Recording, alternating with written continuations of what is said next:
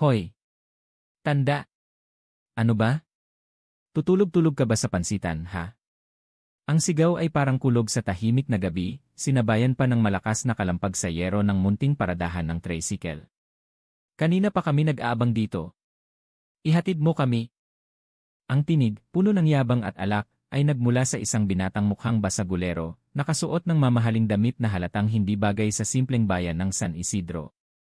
5 lalaki sila, lahat matitipuno ang katawan, mga tattoo na gumagapang sa kanilang mga braso at leeg, at amoy na amoy ang mamahaling pabango na hinaluan ng pinakamurang alak. Sa loob ng tricycle, dahan-dahang iminulat ng 70 taong gulang na si Delphine Reyes, o mas kilala bilang Tatang Delphine, ang kanyang mga mata. Idlip lang sana yon habang nag-aabang ng huling pasahero pa uwi, pero ang pambabastos ng mga ito ay sapat na para gisingin ang kanyang diwa. Sa loob ng 26 na taon niyang pagpapasada ng tricycle sa San Isidro, ngayon lang siya nakaranas ng ganitong kabastusan. Ngunit sa likod ng mga kulubot sa kanyang mukha, sa likod ng pagod na mga mata ng isang matandang hamak na namamasada, ay may isang bagay na nakatago. Isang lihim na nakasusi sa isang lumang bowl na gawa sa nara sa sulok ng kanyang maliit na kwarto. Sa loob ng bowl na yon, isang uniforme, mga medalyang kumupas na sa panahon, at isang metal na plakang may nakaukit na agila at mga salitang, sandigang bakal. Ang huling alaala ng kanyang pagiging isang maalamat na tinyente. Ang punong tagapagsanay ng pinaka-elite at lihim na unit ng Presidential Security Group. Ang mga aninong nagbabantay sa kaligtasan ng pinakamataas na pinuno ng bansa. Isang matalim na ngisi ang gumuhit sa labi ng leader ng grupo nang makita ang mabagal na pagkilos ni Tatang Delphine. Aba! Parang pagong, Halika na, ihatid mo kami sa plaza, utos nito, sabay hagis ng lukot na 1,000 piso sa sahig ng tricycle. Keep the change, Lolo. Tip yan. Para naman ganahan ka. Sa sandaling iyon, sa pagitan ng insulto at ng amoy ng alak, isang bagay na halos 3 dekada nang natutulog sa kalooban ni Delphine ay biglang nagising. Ang disiplina. Ang galit. Ang kakayahang maging kalmado sa gitna ng panganib. Ang isandigang bakal ay muling kumilos. Ang unang suntok. Mabilis pa sa kisap mata. Hindi ito ordinaryong suntok ng isang matanda. Ito ay isang perpektong kalkuladong cross-punch na tumama sa panga ng leader. 2 ngipin sa harap ang lumipad kasama ng dugo at isang malutong na tunog ng nabaling buto. Lahat nangyari sa loob lamang ng wala pang 1 minuto. Ang anino ng tarangkahan ng Malacanang. Hindi ka karapat-dapat na masilayan, bata, bulong ni Delphine sa tainga ng bumagsak na leader. Ang kanyang boses ay kalmado, ngunit may bigat ng bakal. Ngunit iyon ay simula pa lamang. Sa likod ng mga aroganteng sigasiga na ito ay isang maimpluwensyang konsehal at isang korap na kapitan ng pulisya. Isang masalimuot na plano ang kanilang itatahi. Isang plano para gawing isang marahas na kriminal si Tatang Delphine at ikulong siya habang buhay. Kakayanin kaya ng isang 70 taong gulang na dating elite soldier na labanan ang isang buong sistema ng katiwalian para ipagtanggol ang katarungan at ang kapayapaan ng bayang kanyang minamahal. Ang kwento natin ay dito na magsisimula. 5:00 ng umaga. Ang unang tilaok ng mga tandang ay gumising sa buong bayan ng San Isidro, isang maliit at payapang komunidad sa puso ng Nueva Ecija. Para kay Tatang Delphine, ang tunog na iyon ay mas epektibo pa kaysa sa pinakamahal na alarm clock. Araw-araw, sa loob ng halos 50 taon, ito na ang hudyat ng panibagong araw. Sa edad na 70, ang kanyang katawan ay nananatiling matikas, isang testamento sa disiplinang hinubog ng militar. Ang ugali ng maagang paggising ay nakatatak na sa kanyang dugo. Isa na namang araw, bulong niya sa sarili, habang bumabangon mula sa kanyang simpleng papag sa isang maliit na inuupahang kwarto. Naghilamos siya gamit ang malamig na tubig mula sa poso, at habang tinititigan ang kanyang refleksyon sa basag na salamin, nakita niya ang bawat guhit ng panahon sa kanyang noo at sa gilid ng kanyang mga mata. Ngunit sa kabila ng mga kulubot, ang kanyang mga mata nanatiling matalas, mapanuri, parang mata ng isang agila. Walang sinuman sa buong San Isidro ang nakakaalam ng nakaraan na nagkukubli sa likod ng mga matang iyon. Sa ibabaw ng kanyang lumang aparador, sa isang lugar na mahirap abutin, nakatago ang isang bowl na gawa sa nara. Kinakalawang na ang mga bisagra nito at makapal na ang alikabok. Sa loob nito, naroon ang mga patunay ng isang buhay na matagal na niyang tinalikuran. Mga sertipiko ng pagkilala na naninilaw na, ilang medalyang kumupas na ang kintab, at isang solidong metal na plaka kung saan nakaukit ang isang agila na nakadapo sa isang rifle. Sa ilalim nito, ang mga salita, Unang Tenyente Delfin Reyes, punong tagapagsanay, Batalyong Sandigang Bakal. Ito na lamang ang mga natitirang bakas ng kanyang pagiging isa sa mga pinakapinagkakatiwalaang sundalo ng bansa, isang miyembro ng isang lihim na unit na may isang misyon, ang protektahan ang mga pinakamataas na opisyal ng Pilipinas sa loob mismo ng palasyo ng Malacanang. Sa tuwing bubuksan niya ang bowl, nararamdaman pa rin niya ang kakaibang tibok sa kanyang dibdib, isang halo ng pagmamalaki at lungkot. Ngunit matagal na. Matagal na panahon na mula noong huli niya itong binuksan. Tapos na ang lahat ng yan, bulong niya, kasabay ng isang iling. Kinuha niya ang susi ng kanyang pinakamamahal na tricycle. 20 taon na ang nakalipas mula nang pumanaw ang kanyang asawang si Elena. Ang kanilang kaisa-isang anak na si Marco, matapos malugi sa negosyo, ay nanirahan na sa Amerika kasama ang sarili nitong pamilya. Ang tanging naiwan sa kanya ay ang tricycle na ito. Isang luma ngunit matatag na Kawasaki Barako na naging kasama niya sa hirap at ginhawa. Sinimulan niya ang pamamasada matapos siyang magretiro ng maaga noong 1999. Ngayon, 26 na taon na ang lumipas. Ang puting tricycle ni Tatang Delfin, na may numerong 217 sa gilid, ay marahang umarangkada sa pamilyar na kalsada patungo sa palengke ng bayan. Ang una niyang pasahero, gaya ng dati, ay si Aling Remedios, isang matandang maglalako ng gulay na kahit lampas 80 na ay araw-araw pa ring nagtitiyaga sa palengke. Tuwing umaga, sa eksaktong alas 5:30, nag-aabang na ang matanda sa kanto ng kanilang kalye. Delfin, anak! Salamat sa Diyos at nandyan ka na naman, bati ni Aling Remedios habang tinutulungan siya ni Tatang Delfin na isakay ang kanyang mga bayong ng gulay. Wala po yon, ni Remedios. Kayo nga po itong dapat pahinga na, pero kayod pa rin ang kayod, magalang na sagot ni Delfin. Naku, anak, hanggat malakas pa itong mga buto ko, kailangan kumilos. Ayaw kong maging pabigat, sagot ng matanda, sabay titig kay Delfin. Alam mo, Delfin, sigurado ka bang pagtatricycle lang talaga ang alam mo sa buong buhay mo? Iba kasi ang dating mo. Para kang hindi ordinaryong tao. Laging iyon ang tanong ni Aling Remedios. Marahil ay may nararamdaman siyang kakaiba sa kilos at pananalita ng matandang trooper. Lalo na ang paraan ng pagmamaneho ni Tatang Delfin. Ang kanyang pag-atras o pagparada ay sobrang tiyak at pulido, walang nag-aalangan na galaw, na parang bawat pihit ng manibela ay may eksaktong sukat. Hindi ito galaw ng isang ordinaryong trooper. Ngunit gaya ng dati, iisa lang ang kanyang sagot. Buong buhay ko po, nay manibela na ang hawak ko. Wala na po akong ibang alam gawin. Matapos ihatid si Aling Remedios sa palengke, marahan niyang pinaandar muli ang tricycle, paikot-ikot sa bayan. Sa umaga, ang mga pasahero niya ay mga senior citizen na papunta sa health center. Sa hapon, ilang mga estudyante at mga suki niyang empleyado. Iyon ang paulit-ulit na takbo ng kanyang buhay. Kilala siya ng lahat bilang si Tatang Delfin, ang tahimik at maaasahang driver. At gusto niya ang simpleng buhay na iyon. Alas 7 ng umaga, ang pangalawa niyang pasahero ay si Sir Noel, ang Vice Principal ng San Isidro National High School. Araw-araw, ito ang kanyang serbisyo papasok sa eskwela. Tatang Delfin, napanood niyo po ba yung balita kagabi? Tanong ni Sir Noel. Yung mga gang daw po galing Maynila, nagsisikalat na sa mga probinsya. Gumagawa ng gulo, nangungutong. Sa tingin niyo po, ligtas pa kaya itong bayan natin? Naku, sir, sa panahon ngayon, mahirap nang makasiguro, sagot ni Tatang Delfin, ang mga mata ay nakatuon sa daan. Kaya nga po, ingat po kayo palagi, Tang Delfin. Lalo na't gabi na kayo umuwi. Tumango si Tatang Delfin, ngunit sa kanyang isipan, isang tanong ang umusbong, ang mga dapat bang katakutan ay yung mga siga-siga lang sa kalsada. Mabilis niyang iwinaksi ang isiping iyon. Ang tanging gusto niya ay mabuhay ng payapa. Pagsapit ng tanghali, ipinarada niya ang kanyang tricycle sa tapat ng nag-iisang mamihan sa bayan, ang mami ni Calando. Lumabas ang may-ari, si Calando, bitbit ang isang mangkok ng umuusok na mami.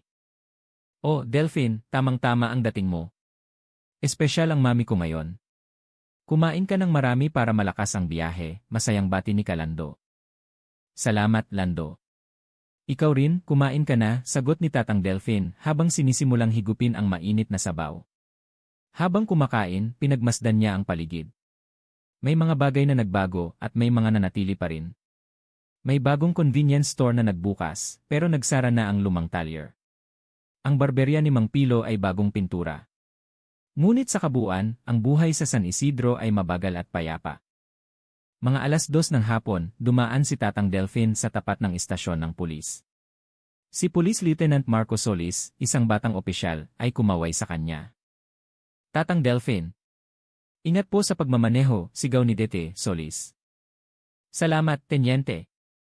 Kayo rin, ingat sa serbisyo, ganting bati niya. Si Dete, Solis ay nasa 30 anyos, isang batang pulis na 3 taon pa lang na destino sa San Isidro. Siya ay mabait, masipag, at marespeto, kaya naman gusto siya ng mga tao sa bayan. Sakto namang, 3 nagniningning na itim na lahat ay may plakang taga Maynila, ang biglang pumasok sa sentro ng bayan. Ang mga lalaking bumaba mula sa mga sasakyan ay malinaw na hindi ordinaryo. Nakasuot sila ng itim na polo shirt, mga designer na pantalon, at makakapal na kwintas na ginto. Sa kanilang mga braso, sumisilip ang mga tatoo.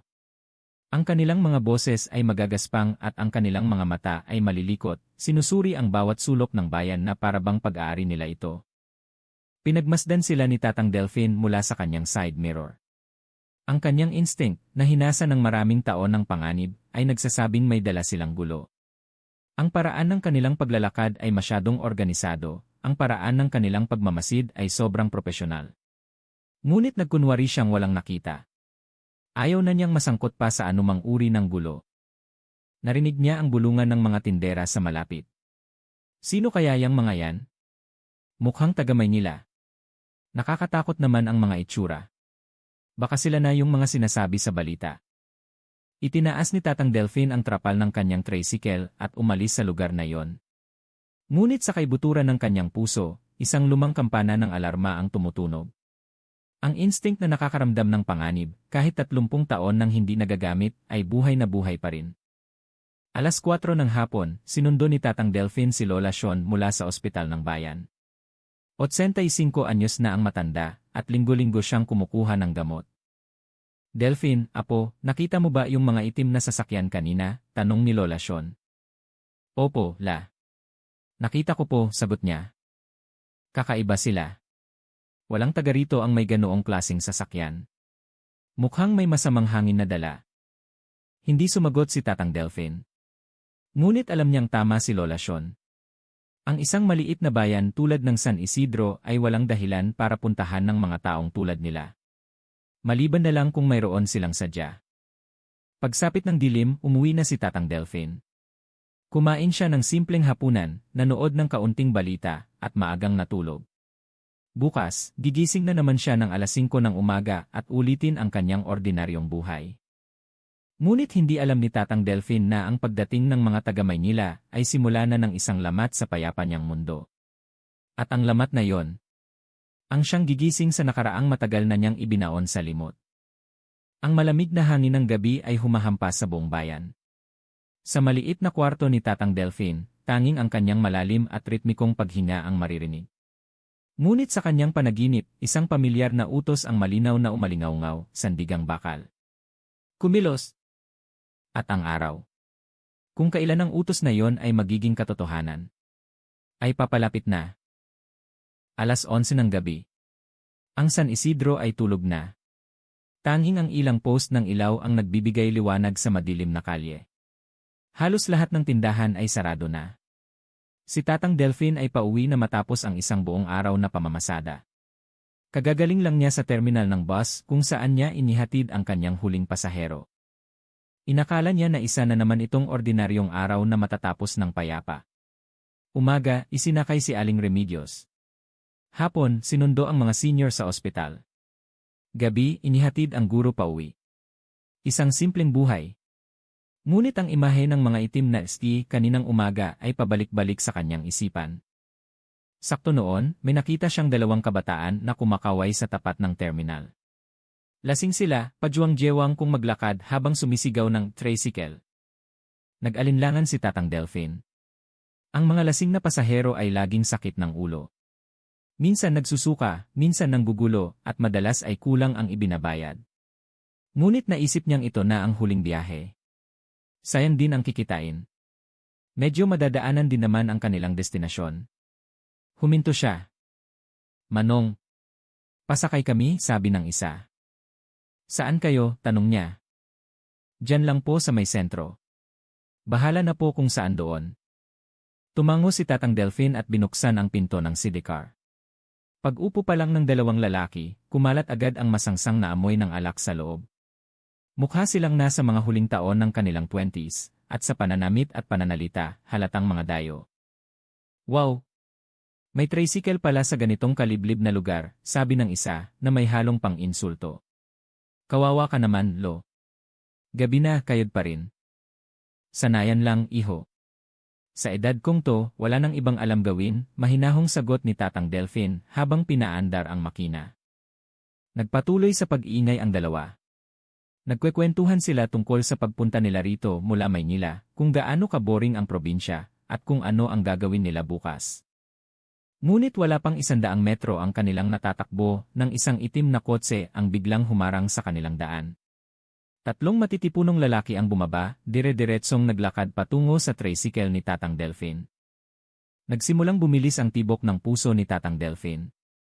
Sinasabi ng kanyang instinct na may mali, ngunit ang kanyang mukha ay nanatiling kalmado, walang emosyon. Ito ay isang kasanayan na hinasa ng dekada sa serbisyo. Ang mga lalaki ay pilit na binuksan ang pinto ng sidecar. Nakasuot sila ng itim na sando at kitang-kita ang mga ugat sa kanilang mga braso. Puno ng tatoo ng dragon, tigre, at mga letrang Chino ang kanilang mga balat. Ang pinakamalaki sa kanila ay umupo sa likod ni Tatang Delphine. Ang dalawa pa ay sumiksik sa loob ng sidecar, tinulak ang dalawang lasing na binata sa magkabilang gilid. Ang dalawa ay nagpakita ng inis sa kanilang mukha, ngunit walang lakas ng loob na magsalita. Tanda. Pasabay kami, sabi ng lalaking nasa likod niya. Saan po ang punta ninyo? Umikot-ikot ka lang. Huwag mong problemahin ang bayad. Ang lalaking nasa likod niya ay si Bungo, ang leader ng mga siga na nakita niya kaninang umaga. Nasa 40 anyos, matipuno ang katawan, at may malamig at matalim na tingin. Nakaramdam ng alanganin si Tatang Delphine, pero hindi siya pwedeng tumanggi. 5 na silang sakay, at napakabigat ng tensyon sa hangin. Tinitigan siya ni Bungo mula sa likod. Hoy, tanda. Magmaneho ka na. Huwag ka ng maraming tanong. Kailangan ko pong malaman kung saan eksakto ang destinasyon niyo. Isang malakas na tawa ang narinig niya mula sa loob. Puta, ang daming satsat. Magmaneho ka na. Kung saan namin sabihin, doon ka pupunta. Hindi na umimik si Tatang Delphine. Ngunit sa pamamagitan ng side mirror, patuloy niyang inoobserbahan ang mga nasa loob. May ibinubulong ang mga bagong sakay sa dalawang lasing na binata. Anong ginagawa niyo dito? Tanong ng isang tauhan ni Bungo. Uuminom lang po. Pauwi na po sana kami. Taga saan kayo? Dito lang po sa sentro ng bayan. Ah, talaga? May konting trabaho lang din kami dyan. Lalong bumigat ang hangin sa loob ng tricycle. Sinubukan ni Tatang Delphine na mag-focus sa pagmamaneho, ngunit hindi niya maiwasang pakinggan ang usapan sa loob. Lalo na si Bungo na nasa likod niya, na patuloy siyang tinititigan. Tanda. Matagal ka na bang namamasada sa bayang to? Tanong ni Bungo. Medyo matagal na rin. Gaano katagal? Mahigit 20 taon. Oh. Kung ganoon, kabisado mo na ang bawat sulok ng lugar na to, no? May alam ka bang magandang pagkakakitaan dito? Hindi sumagot si Tatang Delphine. Naiintindihan niya ang kanilang motibo. Hindi lang sila simpleng pasahero, gusto nilang kumalap ng impormasyon. Hoy! Tinatanong kita, bakit hindi ka sumasagot? Ang alam ko lang po ay magmaneho ng tricycle. Wow, humble! Mahigit 20 taon ka na dito pero wala kang alam. Imposible, may halong inis na sabi ni Bungo. Sumingit ang isa sa mga tauhan niya sa loob. Boss, parang may kakaiba sa matandang to, hindi siya mukhang ordinaryong driver. Anong kakaiba? Yung postura niya, boss. Ang paraan ng pag-upo. Parang sundalo. Diretso ang likod, alerto ang mga mata. Bahagyang nanigas ang mga balikat ni Tatang Delphine. Napansin ng tauhan ni Bungo ang postura at kilos na nakasanayan na niya. Ang ugali ng pag-upo ng tuwid, ang mapagbantay na mga mata, ang paraan ng paghawak sa manibela. Ngunit ang kanyang mukha, nanatiling walang pagbabago. Tanda, anong trabaho mo dati? Tanong ulit ni Bungo. Kung ano-ano lang. Naging magsasaka, construction worker. Walang espesyal. Kalmado ang pagkakasagot ni Tatang Delphine. Kahit nagsisinungaling, tunog natural ang kanyang boses. Ang tricycle ay tumatakbo na ngayon sa isang madilim na daan sa labas ng bayan. Biglang sumigaw si Bungo, ano ba yan? Pasahero mo kami, nagbabayad kami. Sagutin mo kami ng maayos. Paumanhin po. Saan po ba talaga ang punta ninyo? Kanina pa po tayo paikot-ikot, wala pong malinaw na destinasyon. Nagtatanong lang po ako. Isang malakas na tawanan ang umalingaw-ngaw mula sa loob. Matapang din pala tong si Lolo. Hindi natatakot. Nga. Yung iba, makita pa lang tayo, nanginginig na sa takot. Ano po bang dapat kong katakutan? Tanong ni Tatang Delphine, ang boses ay nagpapanggap na inosente. Ngunit sa totoo lang, alam na niya ang kanilang pakay. Nagkukunwari ka pa. Hindi mo ba kami kilala? Sa totoo lang po, hindi. Sa puntong iyon, naintindihan na ni Tatang Delphine ang lahat. Sila ang mga siga mula Maynila na nakita niya kanina. At ngayon, sinusubukan siya. Tinitingnan nila kung paano tutugon ang mga taga-bayan sa kanilang presensya. Nang malapit na sila sa sentro, sinabi ni Bungo, dito na lang. Inihinto ni Tatang Delphine ang tricycle sa gilid ng daan. Ang metro ay nagpapakita ng 180 pesos. 180 piso po lahat. Isang tauhan mula sa loob ang nagkunwaring kukunin ang kanyang wallet, pero bigla itong bumaba ng tricycle. Ay, patay. Naiwan ko wallet ko, boss. Sa susunod na lang, ha? Ang iba ay sunod-sunod na ring bumaba. Ang dalawang lasing na binata kanina ay alanganing sumunod. Sandali. Yung bayad po. Pero halos lahat sila ay nakababa na. Sa huli, si Bungo, bago bumaba, ay kumatok sa salamin sa harap ni Tatang Delphine. Tanda, mag-ingat ka sa pagmamaneho mo, ha? Sa Maynila. Ang ganyang ugali, bugbog sarado ka na. Sa sandaling iyon, bahagyang nagbago ang mga mata ni Tatang Delphine. Isang bagay na matagal nang natutulog ay nagsimulang gumalaw. Isang mainit na galit ang umakyat mula sa kaibuturan ng kanyang dibdib, ngunit pinilit pa rin niyang kontrolin ito. Kailan po ninyo babayaran? Bayad. Hahaha. Isipin mo na lang tip yon. Ang makasakay kami sa tricycle mo, isang malaking karangalan na yan para sayo. Ngumisi si Bungo at tuluyan ng bumaba. Ngunit hindi siya agad umalis. Umikot-ikot pa siya sa tricycle, tinititigan si Tatang Delphine, na para bang inaabangan ang kanyang reaksyon. Huminga ng malalim si Tatang Delphine. Ang kakayahang kontrolin ang galit, na sinanay niya ng maraming taon, ay tumulong sa kanya na manatiling kalmado. Ngunit ngayon may kakaiba. Ang init sa kanyang dibdib ay patuloy na umaakyat, pero kinokontrol pa rin niya ito. Subalit, hindi pa doon natapos ang lahat. Ang totoong gusto nila ay hindi ang pera, kundi ang kapangyarihan. Ang kontrol sa maliit na bayang ito. At si Tatang Delphine ang una nilang sinusubukan. Hindi pa rin tinantanan ni Bungo si Tatang Delphine. Gusto niya itong galitin pa. Gusto niyang subukan kung hanggang saan ang pasensya ng matandang probinsyano. Hoy, tanda! Alam mo ba kung paano kami sa Maynila? Hindi po. Hindi. Huwag ka nang magkaila. Nanonood ka naman siguro ng balita, di ba? Si Bungo at ang kanyang mga alipores ay paikot-ikot sa tricycle, parang mga pusang naglalaro sa isang daga. Ang dalawang lasing na binata kanina ay takot na tumakas na. Boss, ang boring naman ng matandang to, masyadong mabait. Nga. Yung iba, nanginginig na yan, nagmamakaawa, o kaya nagmumura na. Hindi ka ba nagagalit, tanda? Hindi na nga kami nagbayad, inaasar ka pa namin. Si Tatang Delphine ay nanatiling tahimik sa loob, ang mga kamay ay mahigpit na nakahawak sa manibela. Nagsisimula na itong manginig ng bahagya. Hindi dahil sa galit, kundi dahil sa mga lumang alaala. Ang pakiramdam ng tensyon kapag kaharap ang panganib. Noong panahon na nagbabantay pa siya sa Malacanang, ay nanunumbalik. Hoy! Bingi ka ba? Bakit hindi ka sumasagot? Kumatok ng mas malakas si Bungo sa salamin. Ngunit hindi sumagot si Tatang Delphine. Sa halip, huminga siya ng malalim, sinusubukang pakalmahin ang kanyang sarili. Sakto noon, biglang naglabas ng sigarilyo si Bungo at sinindihan ito. Tanda. Isang yosi lang, okay lang ba? Tutal hindi naman kami nagbayad. Serbisyo mo na lang to sa amin. Bawal manigarilyo sa loob.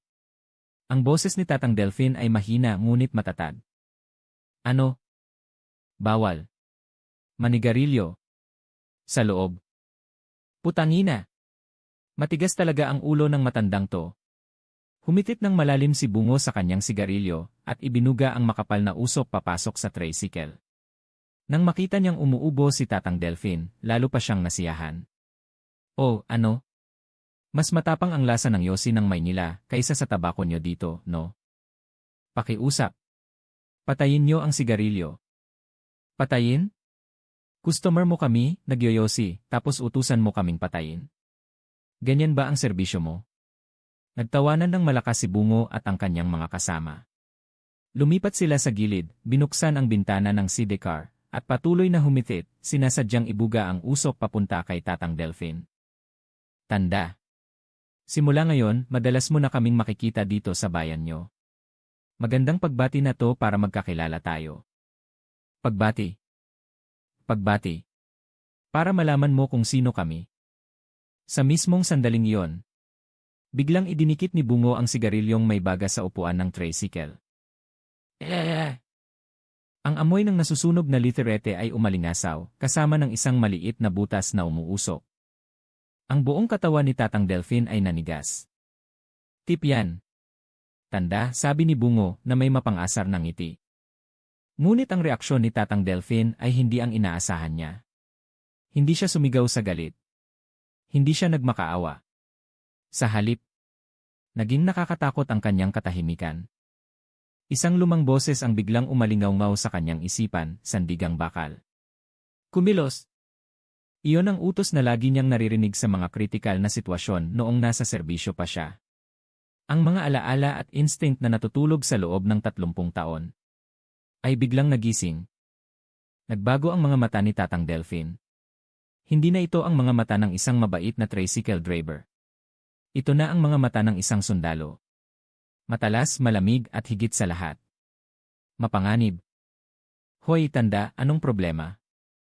Naiinis ka ba? Tanong ni Bungo, pero naramdaman na niyang may mali. Biglang nagbago ang hangin sa paligid. Dahan-dahang hinila ni Tatang Delphine ang handbrake. Dahan-dahan niyang binuksan ang pinto ng kanyang tricycle at bumaba. Ang kanyang mga kilos ay hindi mabilis, ngunit nagpapakita ng isang kakaibang banta. Tanda! Anong gagawin mo? Nag-aalalang tanong ni Bungo. Pero hindi sumagot si Tatang Delphine. Sa halip, dahan-dahan siyang lumapit sa kanya. Mga bastos. Na bata, ang boses ni Tatang Delphine ay mababa at kalmado, ngunit naglalaman ito ng galit na naipon sa loob ng maraming taon. Sinunog niyo ang upuan ng tricycle ko. Akala niyo ba? Wala lang akong gagawin. Hindi pa rin maintindihan ni Bungo ang sitwasyon. Anong aba ang magagawa ng isang 70 taong gulang na tricycle driver laban sa kanila? Ngunit 3 segundo lang ang lumipas. Ang unang suntok. Ang kamao ni Tatang Delphine ay direktang tumama sa mukha ni Bungo. Isang perpektong cross-punch na target ang panga. 2 ngipin sa harap ang lumipad kasama ng dugo. Aar, sigaw ni Bungo habang natutumba. Ngunit hindi tumigil si Tatang Delphine. Ang pangalawang atake. Isang mabilis na siko sa tagiliran, isang teknik na itinuturo sa Special Forces para patamain ang key vital points ng kalaban. Hindi makahinga si Bungo, gumugulong sa sakit sa lupa. Ang mga kasamahan niya na ngayon lang natauhan ay sumugod. Baliw ang matandang to. Tirahin niyo na. Ngunit hindi sila kalaban para kay Tatang Delphine. Ang mga kasanayan ng isandigang bakal na natutulog sa loob ng 30 taon ay sumabog. Ang pangatlong kalaban ay hinawakan sa liig at inihagis sa pader. Ang pang-apat ay sinipa sa tuhod, dahilan para mapaluhod ito sa sakit. Ang panglima ay binalibag, ang kamay ay pilipit hanggang sa madislocate ang balikat. Lahat nangyari sa loob lamang ng wala pang 1 minuto. 5 matitipunong siga. Lahat ay nakahandusay at umuungol sa sakit sa lupa. Sa huli, nilapitan ni Tatang Delphine si Bungo, nagising pa. Hinawakan ni Tatang Delphine ang kanyang pulso at dahan-dahan itong pinilipit. Aray! Tama na po. Ang mga batang hindi marunong gumalang sa matatanda ay kailangang turuan ng leksyon. Ang boses ni Tatang Delphine ay kalmado pa rin, parang isang lolo na nagtuturo sa kanyang apo. Ngunit ang puwersa sa kanyang kamay ay hindi biro. Pakiusap. Patawarin niyo na po ako. Patawarin ka. Hindi ba't sabi mo kanina? Tip yon? Crack! Isang malutong na tunog ang narinig mula sa pulso ni Bungo. Hindi ito tuluyang nabali pero siguradong ilang buwan bago niya ito magamit muli. Ibinulong ni Tatang Delphine sa tainga ni Bungo ang anino ng tarangkahan ng Malacanang. Hindi ka karapat-dapat na masilayan, bata. Nang marinig iyon, namutla si Bungo. Naintindihan niyang ang matandang ito ay hindi isang ordinaryong tao. Sino ka? Isa lang akong hamak na tricycle driver. Pero hindi ko pinapalampas ang sinumang sumisira sa gamit ko. Binitawan ni Tatang Delphine si Bungo at dahan-dahang tumayo. Bumalik siya sa kanyang tricycle at sinuri ang nasunog na upuan. Ang pagpapaayos nito siguro abuti ng 1,000. Pero, hindi ko kailangan ng pera nyo. Sa halip, mayroon akong isang kondisyon. Anong kondisyon po? Umalis kayo sa bayang ito. At huwag na kayong babalik. Bumalik kayo sa Maynila. Wala nang nagawa si Bungo kundi tumango. Sa sitwasyong ito, ang pagsunod kay Tatang Delphine ang pinakamagandang gawin. Oo po. Hindi na po kami babalik. Mabuti. Bumalik si Tatang Delphine sa kanyang tricycle, pinaandar ang makina, at nagsalita sa huling pagkakataon.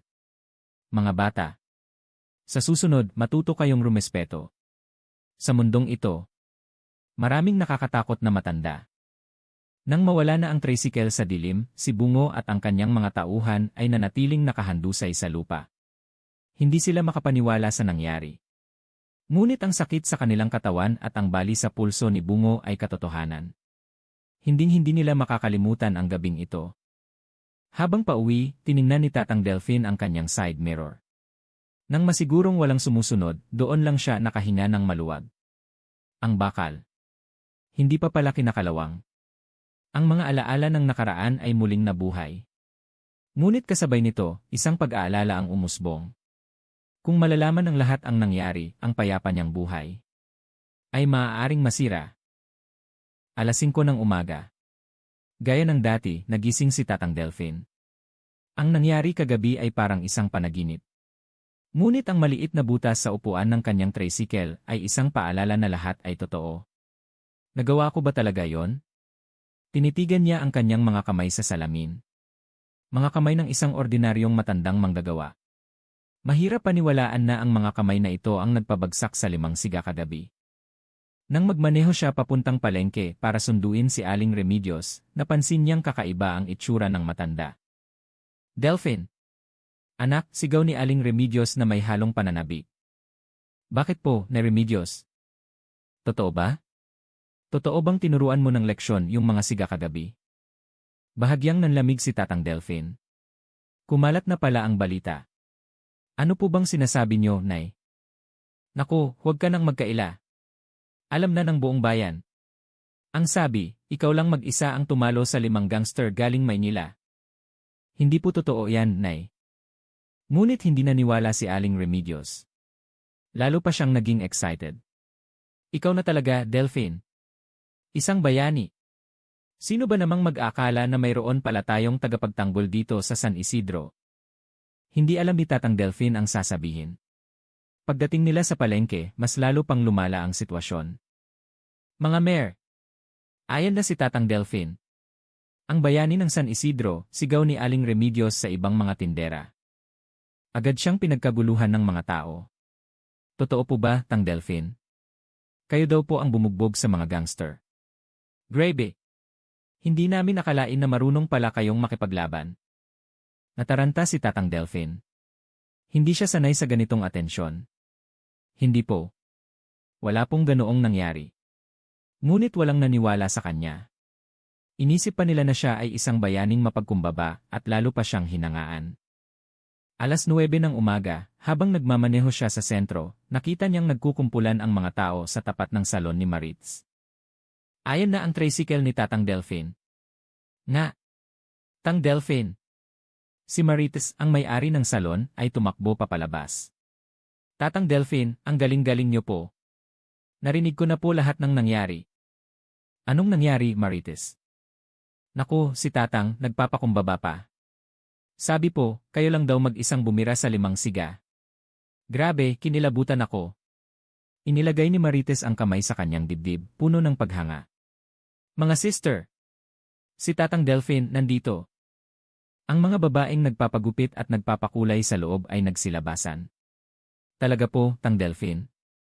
Paano po kayo naging ganoon kalakas? Saan po kayo natutong lumaban? Sunod-sunod ang mga tanong, ngunit hindi makasagot ng maayos si Tatang Delphine. Hindi niya masabi ang totoo, pero ayaw din niyang magsinungaling. Nagkataon lang po. Swerte lang. Swerte. Naku, si Tatang, ayaw pa talagang umamin. Lalo pang humanga ang mga tao sa kanyang pagpapakumbaba, at nagsimula na silang gumawa ng sarili nilang mga kwento. Ang sabi, dating Scout Ranger daw si Tatang Delphine. Hindi. Ang narinig ko, miyembro daw siya ng Presidential Security Group dati, nagbabantay sa presidente. Talaga? Kaya naman pala. Ang mga chismis ay lalo pang lumaki. Gusto nang umalis ni Tatang Delphine pero napapaligiran siya ng mga tao. Sakto namang dumating si Lieutenant Marco Solis. Anong nangyayari dito? Tanong ng batang opisyal. Sir Solis. Si Tatang Delphine po, siya ang nagpabagsak sa mga siga kagabi. Naging seryoso ang mukha ni Dete, Solis. Totoo po ba yon, Tatang? Hindi, Tenyente. Wala pong nangyari. Ngunit mukhang may alam na si Tete, Solis. Dahil 5 lalaki na ang isinugod sa ospital kagabi. Tatang Delphine. Mga alas 11 kagabi, nasa may sentro po ba kayo? Nag-alinlangan si Tatang Delphine. Hindi siya pwedeng magsinungaling. May pasahero ako noon. May. Nangyari po bang kakaiba? Wala namang espesyal. Hindi na nagtanong pa si Dete, Solis, ngunit sa itsura niya, mukhang mayroon na siyang ideya sa nangyari. Alas 2 ng hapon, dumaan siya sa isang coffee shop. Naramdaman niyang nakatingin sa kanya ang mga customer. Si Mang Tony, ang may-ari, ay tumakbo palabas. Tatang Delphine, sandali lang po. Napahinto si Tatang Delphine. Isang libreng kape po para sa inyo. Naku, huwag na, Tony. Hindi po pwede. Ang bayani ng bayan, hindi ko man lang malibre ng kape. Nakakahiya naman. Inabot ni Mang Tony ang isang baso ng kapeng barako. Tatang, idol ko po kayo. Paano niyo po nagawang talunin yung 5? Wala ngang ganoon. Nagpapakumbaba na naman si Tatang. Alam na po ng lahat. Sakto noon, lumabas ang mga customer mula sa coffee shop at nagsimulang pumalakpak. Mabuhay si Tatang Delphine. Ang bayani ng San Isidro. Namula ang mukha ni Tatang Delphine. Masyado nang mabigat ang atensyon. Wala po talaga akong ginawa. Isa lang po akong ordinaryong tricycle driver. Ngunit lalo lang silang humanga sa kanyang sinabi. Alas 4 ng hapon, pagdating niya sa terminal, laking gulat niya. Napakaraming tao ang nagkukumpulan. Ayan na si Tatang Delphine. Naghiyawan ang mga tao at tumakbo palapit sa kanya. Si Kuya Roger, ang dispatcher ng terminal, ay sumalubong din, Tatang. Salamat po. Salamat po sa pagprotekta sa aming bayan.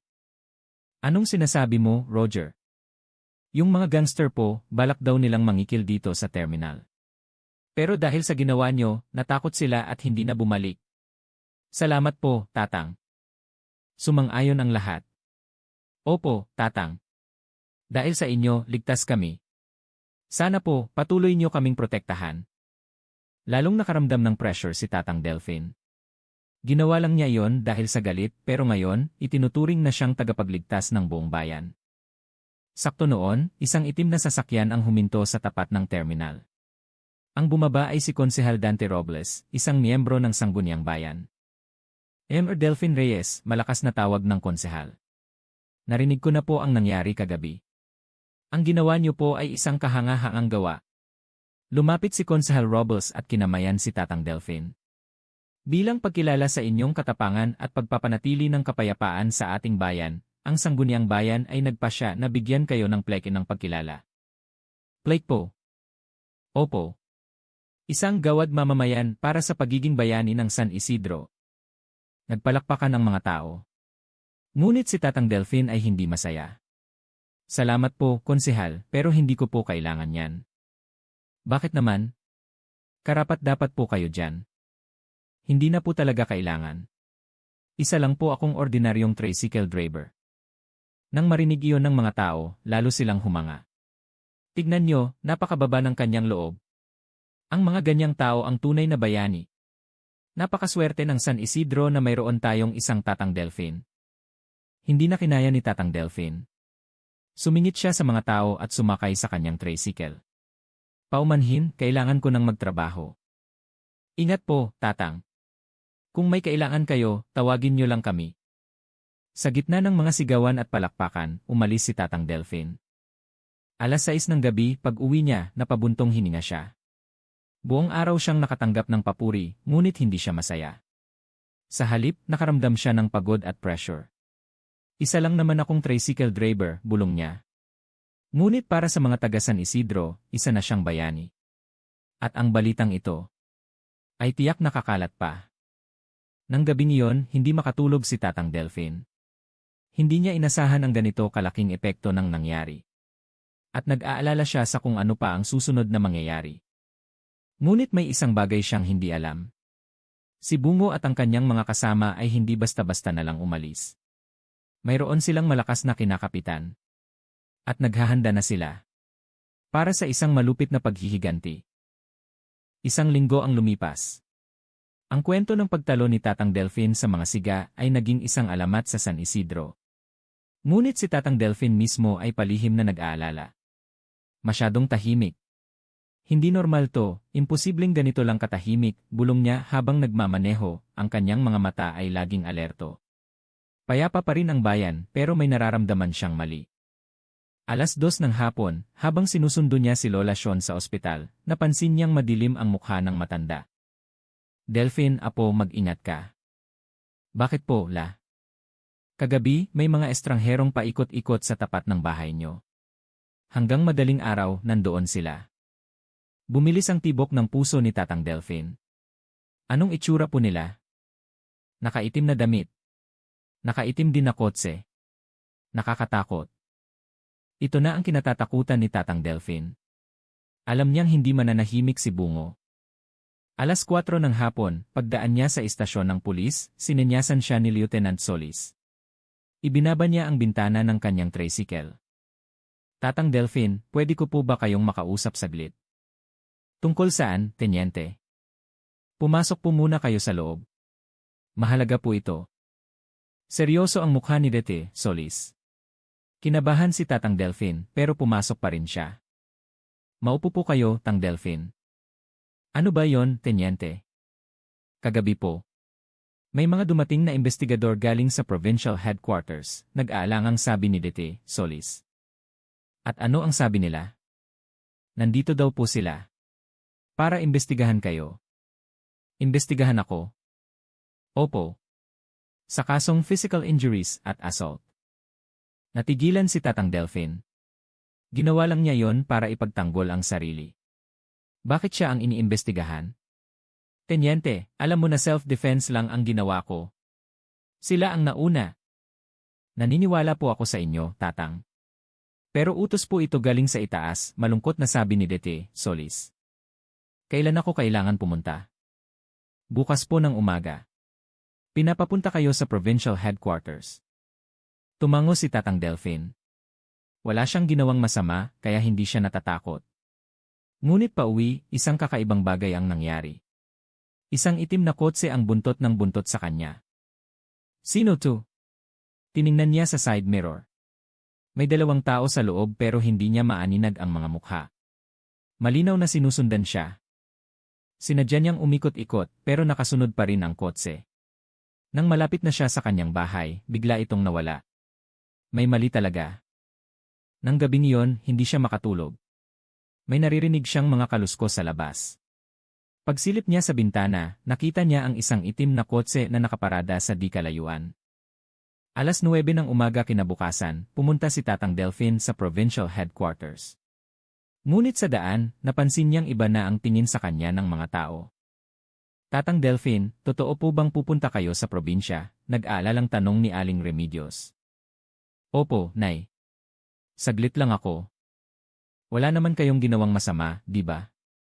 Pagdating niya sa headquarters, dalawang hindi pamilyar na investigador ang naghihintay. Sila ay taga-probinsya. Ikaw si Delphin Reyes? Opo. Ako si Major Isagani Cruz. Ito naman si Captain Elmer Torres, malamig na sabi ng Major. Maupo ka. May ilang katanungan lang kami. Malamig at nakakakaba ang interrogation room. Umupo si Tatang Delphin, pinipilit na maging kalmado. Noong Martes, bandang 11:00 ng gabi, nasaan ka? Namamasada po ng tricycle. Nagkaroon ka ba ng alitan sa isang taong nagngangalang Bungo? Hindi po alitan yon. Idinikit niya ang sigarilyo niya sa upuan ng tricycle ko. Kung ganoon, inamin mong sinaktan mo nga siya. Ang tono ni Major Cruz ay para na siyang isang kriminal. Self-defense po yon. Sila ang nauna. Self-defense ang tingin mo pero iba ang sinasabi ng mga biktima. Inilabas ni Captain Torres ang isang folder. Ayon sa mga biktima, ikaw daw, si Delphin Reyes, ay lasing at bigla na lang silang inatake. Kasinungalingan yan, sigaw ni Tatang Delphin. Ngunit ang mga investigador ay hindi naniwala. Mayroon kaming testigo. Yung dalawang binata na kasama nila, ganoon din ang sinabi. Kasabwat nila yung dalawang yon. Hindi ka pwedeng mag-akusa ng walang ebidensya. Nagtatrabaho kami base sa mga testimonya, malamig na sabi ni Major Cruz. Tumagal ng 3 oras ang interogasyon. Paulit-ulit ang mga tanong, pinagdududahan ang kanyang mga sagot, at patuloy siyang ginigipit. Delphin Reyes, may record ka ba ng anumang krimen dati? Wala po. Saan ka nagsilbi bilang sundalo? Nag-alinlangan si Tatang Delphin. Hindi niya pwedeng sabihin ang tungkol sa Sandigang Bakal. Sa Philippine Army po. Naging miyembro ka ba ng anumang special unit? Hindi po. Isa yung kasinungalingan. Pero wala siyang magagawa. Hindi niya pwedeng isapubliko ang kanyang nakaraan. 1:00 ng hapon, natapos ang interogasyon. Ngunit ang mga mata ng mga investigador ay puno pa rin ng pagdududa. Sa ngayon, pwede ka nang umuwi. Pero ang kaso ay patuloy na imbestigahan. Bawal kang umalis sa inyong probinsya. Hanggang kailan po? Hanggang magdesisyon ang piskalya kung sasampahan ka ng kaso. Paglabas ni Tatang Delphin, ramdam niya ang pait. Wala siyang ginawang masama, pero trinato siyang parang kriminal. Pauwi sa San Isidro, ramdam niyang nagbago na ang tingin ng mga tao. May mga nag-aalala, pero marami na rin ang nagdududa. Totoo kayang nanakit si Tatang Delphin? Kung iniimbestigahan na ng pulis, baka may katotohanan. Pero hindi naman siya ganyang tao. Ang mga bulungan ay sumasalubong sa kanya. Ilang araw lang ang nakalipas, isa siyang bayani. Ngayon, isa na siyang suspect. Nang gabing iyon, habang nanonood ng balita, biglang lumabas ang kanyang kwento sa isang bayan sa Nueva Ecija, isang 70 anyos na lalaki, iniimbestigahan sa pananakit sa 5 kabataan. Ayon sa mga biktima, isa raw itong unprovoked attack mula sa matanda. Natigilan si Tatang Delphin. Lumabas na sa telebisyon. Kinabukasan, mas lalo pang lumala ang sitwasyon. Pagpunta niya sa palengke, iba na ang reaksyon ng mga tao. Tatang Delphin, napanood ko po sa malungkot na tanong ni Aling Remedios.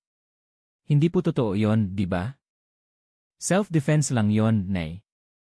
Ngunit hindi lahat ay tulad ni Aling Remedios. Kahit na ang manakit ng 5 tao ng mag-isa, parang may mali. Hindi naman siya ganyan dati. Mula sa pagiging bayani, naging suspect siya sa loob lang ng ilang araw. 2:00 ng hapon, habang nag-ikot siya sa bayan, tumunog ang kanyang telepono. Hello, si Emer Delphin Reyes po ba ito? Ako si Delawa Aguilar, investigador ng San Isidro Iane. Opo, bakit? Mayroon po kaming kailangang iabot sa inyong dokumento. Nasaan po kayo? Nasa sentro ako. Pumunta po kayo dito sa istasyon. Pagdating ni Tatang Delphine sa istasyon, iniabot sa kanya ni Leti, Solis ang isang folder, seryoso ang mukha. Tatang. Ito po. Kinuha niya ito at binuksan. Nanlamig ang kanyang buong katawan. Ito ang desisyon ng piskalya, sasampahan siya ng kaso para sa frustrated homicide. Sasampahan ako ng kaso. Opo. Pinag-aaralan na po ng korte kung kailan ang arraignment. Nawalan ng pag-asa si Tatang Delphine. Nagtanggol lang siya, pero siya pa ang naging kriminal. Nalaman din agad ito ng buong bayan. Nahati ang kanilang opinyon. Impossible. Makukulong si Tatang Delphine. Nasaan ang hustisya? Pero batas ay batas. Hindi ganyang tao si Tatang. Lalo siyang iniwasan ng mga tao. At doon niya napagtanto kung sino ang nasa likod ng lahat.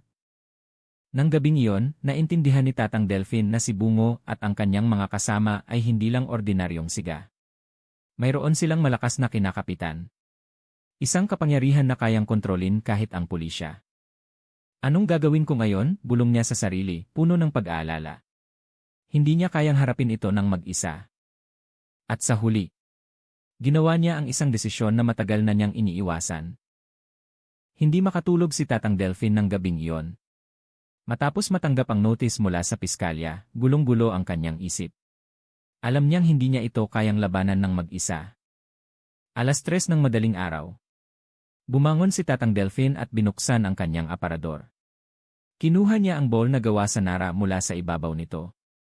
Pagkatapos ng mahabang panahon, binuksan niya ito muli.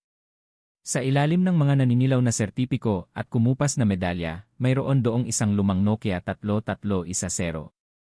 Hindi ko akalain na darating ang araw na kakailanganin ko pa to.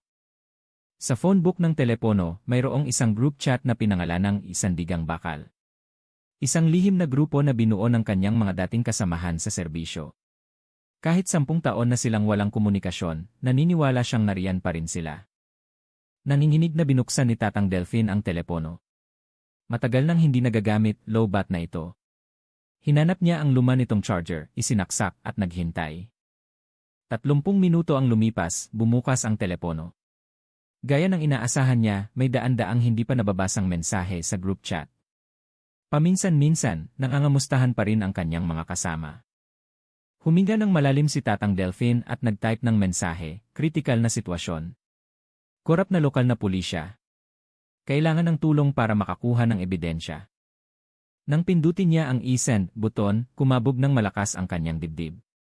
Pagkatapos ng 30 taon, ito ang unang pagkakataon na humingi siya ng tulong sa kanyang mga kasama. Wala pang 1 minuto, may sumagot. Delphine Reyes. Buhay ka pa pala, kapatid. Tiniente. Nasaan ka? Anong nangyayari, sir? Magpaliwanag ka agad. Sunod-sunod ang mga mensahe.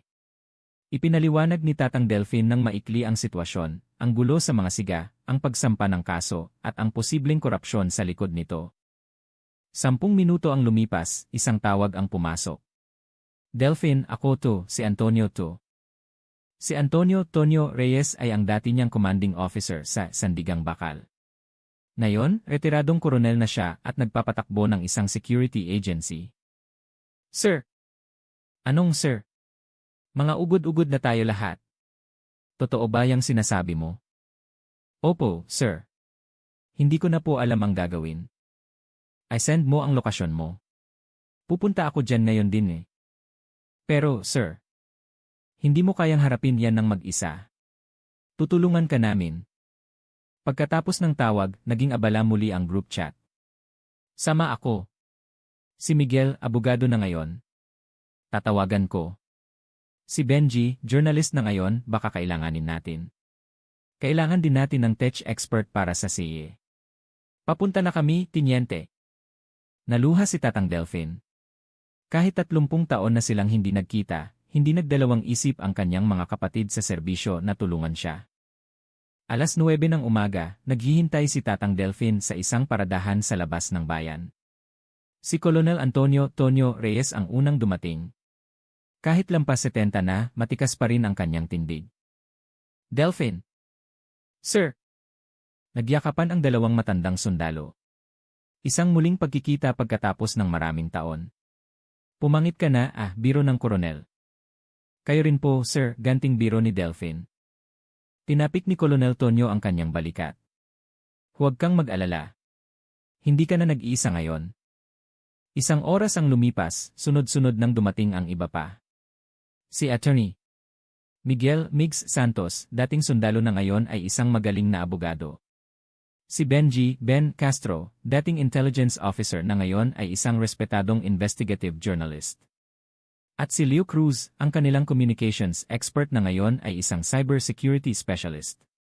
Lahat sila mga miyembro ng maalamat na sandigang bakal.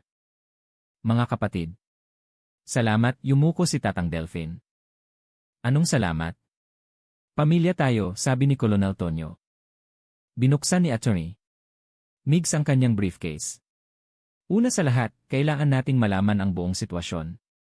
Patingin ng kaso mo. Inabot ni Tatang Delphine ang mga dokumento. Sinuri ito ng mabuti ni Attorney Migs at umiling. Kakaiba. Malinaw na self-defense, pero frustrated homicide ang isinampa. Siguradong may gumagalaw sa likod nito. Binuksan ni Benji ang kanyang laptop. Inimbestigahan ko na si Bungo. Pinsan pala siya ni Konsehal Dante Robles. Konsehal Robles. Malaki ang impluwensya ng Robles na yan dito at matalik na kaibigan ng hepe ng pulisya. Nagsimulang mag-set up ng mga gamit si Leo. Kailangan nating makakuha ng ebidensya. Siguradong may IC na nakakuha ng insidente. Nga. Sa panahon ngayon, kahit saan may IC, lalo na sa sentro ng bayan. Si Colonel Tonyo ang bumalangkas ng plano. Hinati niya sila sa dalawang grupo. Migs, Benji, imbestigahan niyo pa ang koneksyon ni Bungo at Robles. Ako at si Leo, hahanapin natin ang CCTV footage. Ano po ang gagawin ko, sir? Tanong ni Tatang Delphine. Ikaw, Delphine, kumilos ka na parang normal. Huwag mong ipahalata na may ginagawa tayo. 2:00 ng hapon, nag-ikot sina Attorney Migs at Benji sa bayan para kumalap ng impormasyon. Ang relasyon ni Bungo at Robles, ang koneksyon sa hepe ng pulisya, at ang kanilang mga nakaraan.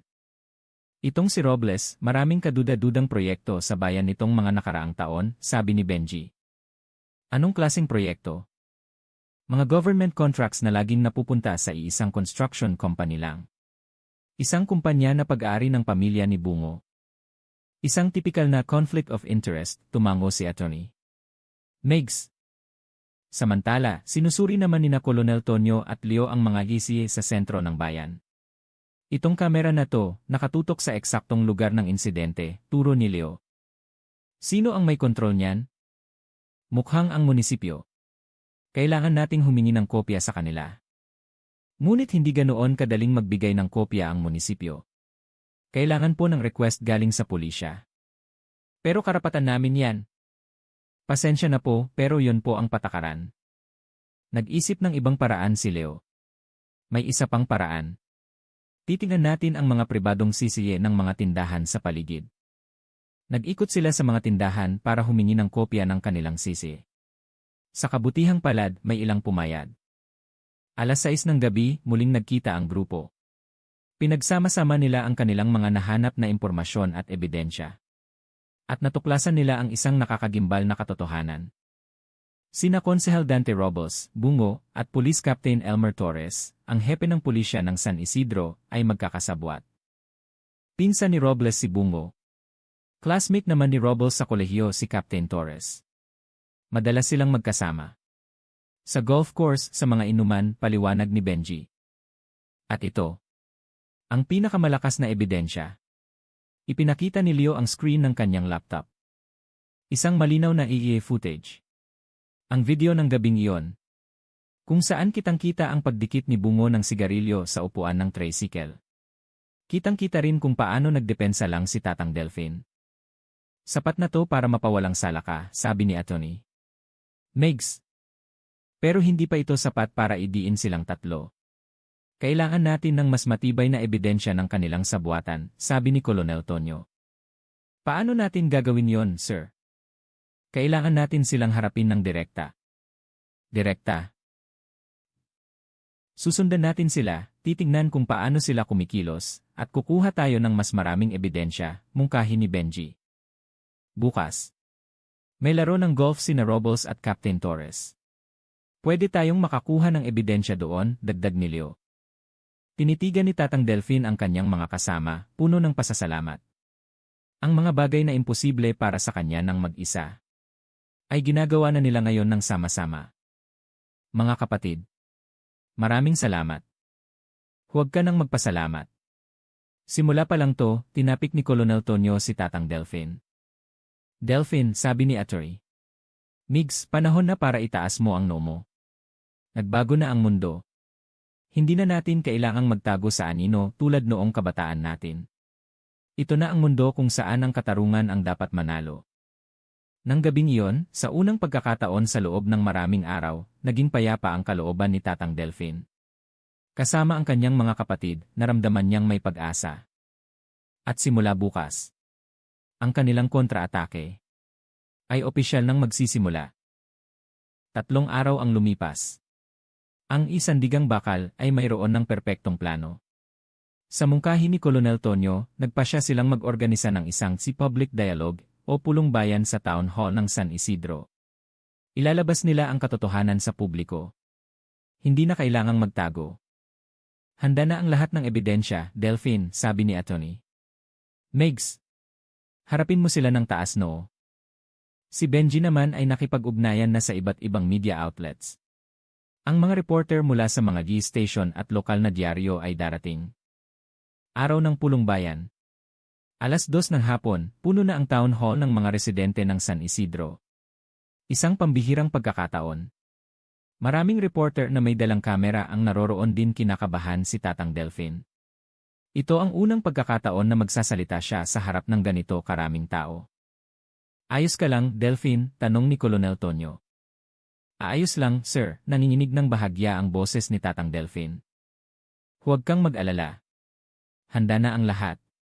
Si Leo ay abala sa pag-aayos ng projector at screen, inihahanda ang mga video na kanilang ipapalabas. 2:30 nagsimula ang pulong. Si Atty. Migs ang nagsilbing host. Magandang hapon po sa inyong lahat. Ang layunin ng pagtitipon na ito ay para bigyang liwanag ang katotohanan. Naging tahimik ang buong hall. Lahat ay nakatuon sa kanya. Tungkol po sa insidente sa pagitan ni Delphine Reyes at isang grupo ng mga kabataan noong nakaraang linggo. May mga bagong ebidensya pong lumabas. Dahan-dahang nagpaliwanag si Atty. Megs. Una sa lahat, panoorin po natin ang isang video mula sa isang security camera. Lumabas ang video sa malaking screen. Ang eksena kung saan idinikit ni Bungo ang sigarilyo sa upuan ng tricycle ay malinaw na malinaw. At ang eksena kung saan nagtanggol lang si Tatang Delphine. Diyos ko! Ganoon pala ang nangyari. Nagbulungan ang mga tao, puno ng pagkagulat. Ito ang unang pagkakataon na napanood nila ang video.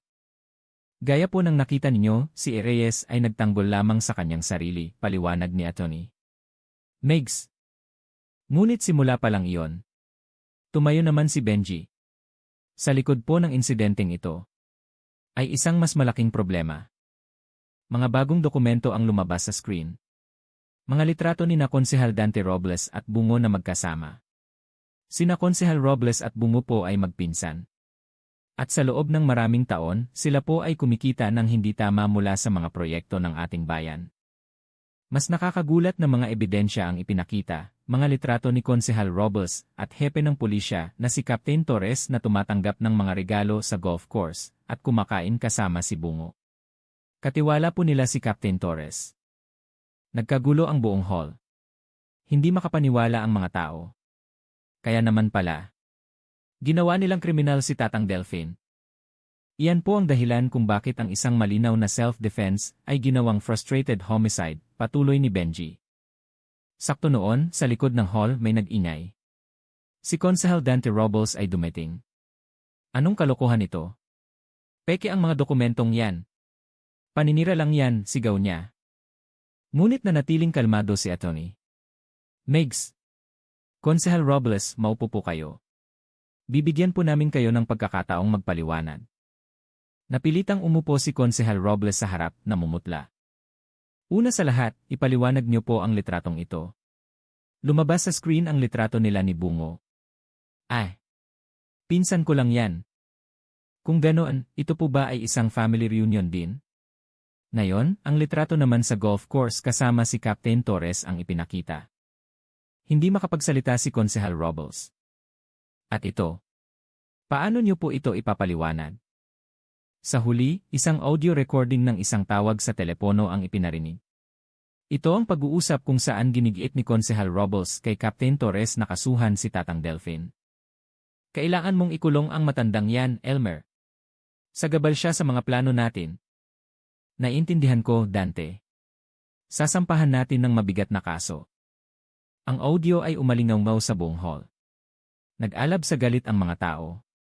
Ano to? Niloloko lang pala tayo. Mga corrupt. Namutla ng husto si Konsehal Robles. Wala na siyang masabi. Sakto noon, tumayo si Tatang Delfin sa harap ng mikropono. Sa simula, nanginginig siya. Ngunit ngayon, payapa na ang kanyang loob dahil nailabas na ang katotohanan. Mga kababayan, ang boses ni Tatang Delfin ay umalingaw sa buong hall. Isa lang po akong hamak na tricycle driver. Ngunit noong kabataan ko, may sinumpaan akong tungkulin na protektahan ang ating bayan. Tumahimik ang lahat.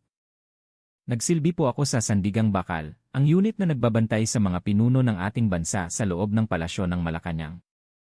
Nagulat ang mga tao. Ito ang unang pagkakataon na nalaman nila ang tunay na pagkatao ni Tatang Delfin. Noon man o ngayon, iisa lang po ang gusto kong protektahan. Nanginginig ang boses ni Tatang Delfin. Ang Pilipinas na ipinaglaban ko ay hindi isang bansa kung saan inaapi ang mga mahihina. Isang palakpak ang narinig. Sinundan ng isa pa. Hanggang sa dumagundong na ang palakpakan sa buong hall. Hindi ito isang bansa kung saan ang malalakas ay nambubuli ng mga walang laban. Kung saan ang mga nasa kapangyarihan ay minamaliit ang mga ordinaryong mamamayan, lumakas ang boses ni Tatang Delfin. Kaya naman, lalaban ako hanggang sa huli. Hanggang sa manalo ang katarungan. Pagkatapos ng pulong bayan, mabilis na nagbago ang lahat.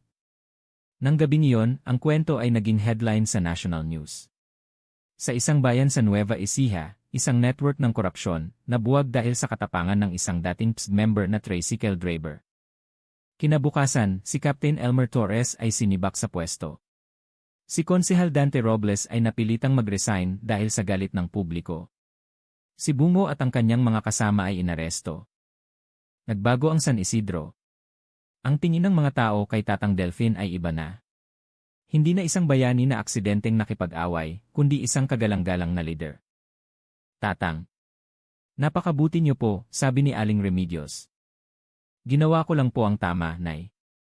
Dahil sa inyo, payapa na ulit ang aming buhay. Ang mga kasamahan niya sa Sandigang Bakal ay tapos na rin sa kanilang misyon at babalik na sa Maynila. Bago umalis, sinabi ni Colonel Tonyo, Delfin, simula ngayon, mabuhay ka ng taas noo. Opo, sir. At kung may kailangan ka, tawagan mo lang kami. Pamilya tayo. Nang gabing iyon, mag-isang nag-iisip si Tatang Delfin. Naramdaman niyang muli niyang nahanap ang diwa ng Sandigang Bakal pagkatapos ng 30 taon. Protektahan ang bayan, protektahan ang mga mahihina, ipaglaban ang katarungan. Ang bakal. Hindi pa pala talaga kinakalawang, bulong niya. At simula bukas, magmamaneho na naman siya ng tricycle. Babalik sa ordinaryong buhay. Ngunit ngayon, mayroon ng bagong pananaw. Isang buwan ang lumipas. Ibang-iba na ang San Isidro. Ang bagong hepe ng pulisya ay isang matapat na opisyal, at ang sangguniang bayan ay nagsusumikap na maging malinis at tapat. Si Tatang Delfin, gaya ng dati, ay gumigising pa rin ng alas 5 ng umaga at namamasada. Ngunit ang kanyang pakiramdam ay iba na. Puno ng dignidad at tiwala sa sarili. Tatang Delfin. Si Aling Remedios ay nag-aabang pa rin sa dating lugar, ngunit mas masaya na ang kanyang ngiti. Nay, palengke po ulit? Naman. Alam mo, Tatang, ang sikat mo na sa Ray. Nakaka-proud. Pagkatapos malaman ng buong bansa ang kwento ni Tatang Delfin, naging proud din ang mga taga San Isidro. Tricycle driver lang po, Nay, sagot ni Tatang Delphine, ngunit ang kanyang boses ay puno ng kumpiyansa. Dahil sa pagprotekta niyo sa amin, panatag na kaming maghanap buhay. Trabaho lang po natin yan, Nay. Habang papunta sa palengke, pinagmasdan ni Tatang Delphine ang nagbagong bayan. Mas masaya ang mga mukha ng tao. Mas abala ang mga tindahan. At higit sa lahat, nawala na ang takot. Dahil sa inyo, Tatang, naging masarap ulit tumira dito sa San Isidro, sabi ni Aling Remedios. Dati, takot kaming lumabas sa gabi. Ngayon, ayos na.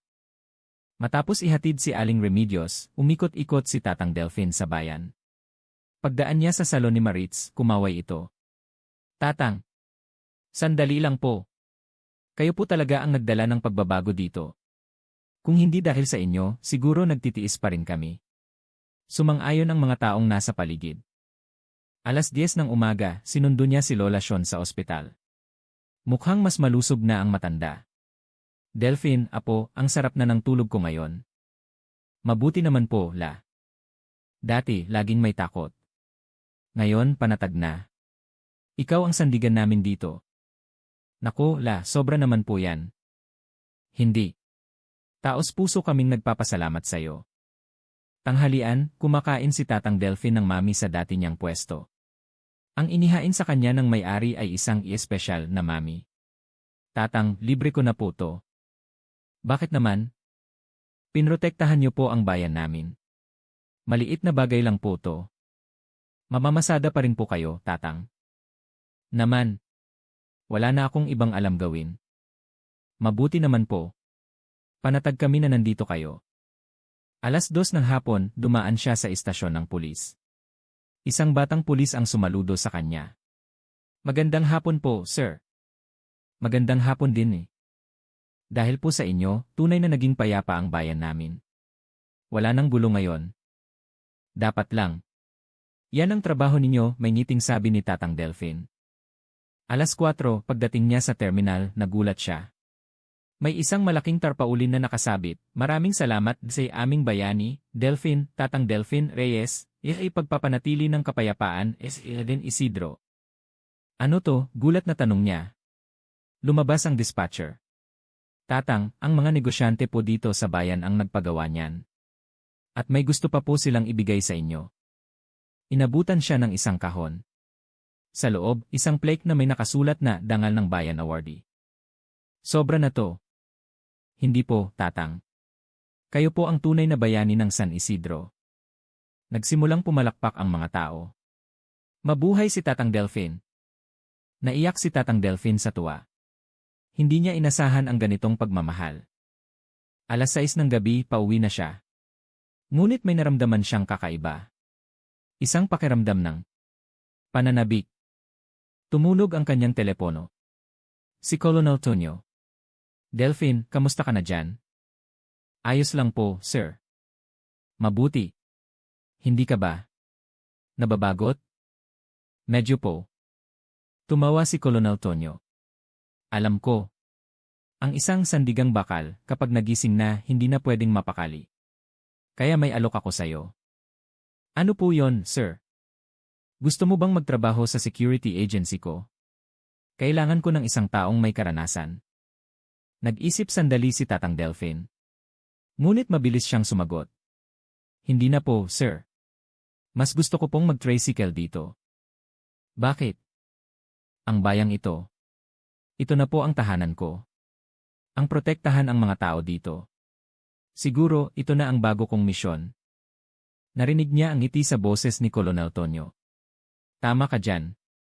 Bawat isa sa atin ay may kanya-kanyang pwesto sa laban. Pagkatapos ng tawag, tiningnan ni Tatang Delphine ang kanyang upuan sa tabi. Magkatabi ang lumanyang plaka ng Sandigang Bakal at ang bago niyang Dangal ng Bayan Award. Iba na talaga, bulong niya. Hindi na isang buhay na nagtatago, kundi isang buhay na taas noo. Kinabukasan, 5:00 ng umaga, nagising si Tatang Delphine. Pinaandar niya ang kanyang tricycle, sinundo si Aling Remedios. Isang bagong araw na naman. Tumingin siya sa kanyang side mirror. Isang mukha ng 70 taong gulang na puno ng kulubot. Ngunit ang mga mata, nananatiling matalas gaya ng dati. Umarangkada ang metro ng kanyang tricycle. Sumikat ang araw, nagbibigay liwanag sa kalsada. Isang ordinaryong umaga. Ngunit mayroon ng bago at mas malalim na kahulugan. Habang umaandar ang kanyang tricycle, ibinulong niya sa sarili. Sandigang bakal. Laging handa. Ngunit ngayon, hindi na ito isang paghahanda sa dilim. Ito ay isang paghahanda sa liwanag. Nang taas no at may kumpiyansa. Para protektahan ang bayang ito. Ang San Isidro na ngayon ay payapa. At ang mga mamamayan nito na ngayon ay panatag. Dahil alam nila na may isang Tatang Delfin na nagbabantay. Isang tunay na sandigang bakal. Ang kwento ni Tatang Delfin ay isang paalala na ang tunay na katapangan ay hindi nasusukat sa edad o sa estado sa buhay. Kundi sa tibay ng puso na ipaglaban ang tama. Isang paalala na sa bawat sulok ng ating bayan, maaaring may isang bayaning tahimik na nagmamasid, laging handang manindigan para sa katarungan. Ano sa tingin nyo ang pinakamahalagang aral na mapupulot sa kwento ni Tatang Delfin? Ibahagi ang inyong mga saloobin sa comment section sa ibaba.